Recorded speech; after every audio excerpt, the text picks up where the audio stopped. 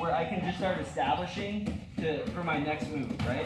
And so here's the biggest problem people have when they're trying to strike from mount is that they're gonna try, like from here, I've seen a lot of people, they just try to go here, right? And look at where my hips are in relation to his hips.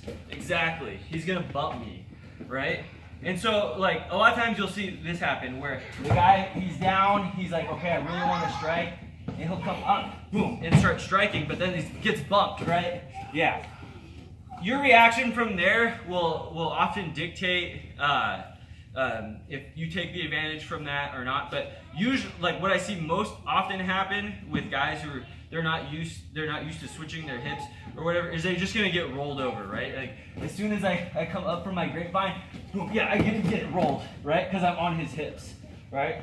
So we have to keep in mind that just like a submission, where it's position before submission, striking is the same thing. Position before striking, right? And so with mount, right, I really want to be moving my hips off of his hips, right? I want a higher mount. The higher mount I go, right, the less there's less power there, right? Like often you'll see, like with guys when they're first learning to oompa and stuff, like they make the mistake of they'll just oompa straight up and back, right? And that will end up with me actually coming naturally higher, right?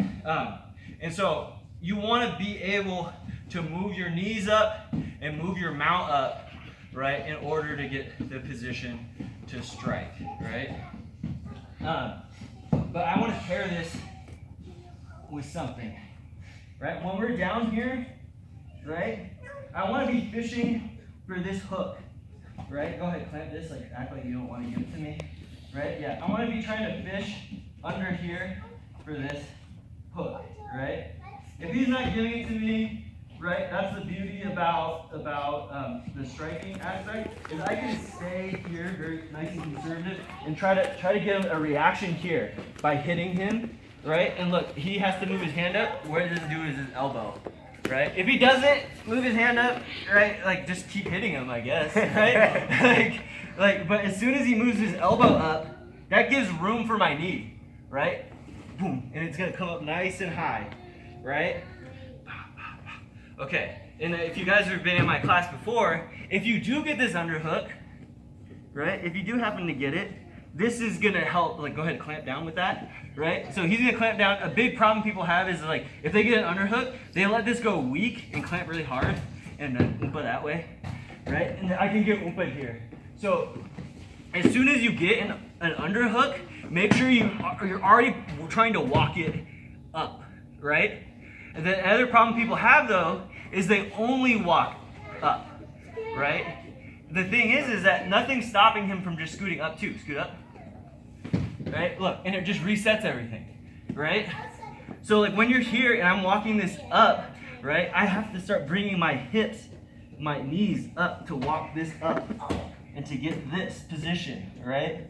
I know you guys, if you guys have been to my class, you've seen this, right? I'm making it straight. I'm actually choking the arm bar. I can get an arm bar from here. Sometimes guys are pretty squirrely and they'll figure out, yeah, exactly, they'll start rotating out of that. So usually I'll just use this, right, to bring this all the way up here to look for an arm bar, right? So again, just because they're strikes doesn't mean it's the best option. We always want to pick what our best option is, right? We're not going to pick. They're going to pick for us, right? So in this drill, it's going to be up to your uke. He's going to try to surprise you which option he's going to give you. Like you're going to start here, and I'm going to dig for the underhook. If I can't get the underhook, I'm going to try to start hitting him, right, to get him to open up. In that case, I'm going to bring my mount higher and continue the strikes, right? And if you guys are already thinking ahead, this is going to return to this. Right? We're going right back to the arm bar, right? But for now, we'll just keep it those two steps. So you're going to start in the grape. You're going to struggle a little bit to try to get this underhook. If you're having difficulties getting it, right? Start unloading some strikes. Wait until he's cleared the elbow here, right? And then start bringing your mount up higher. Off, go ahead, bump, right?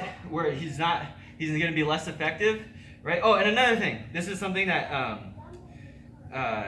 like a lot of people aren't doing. BJ Penn's really good at it. Is like as soon as he bumps, I'm bringing my mount in, right? And now can you bump?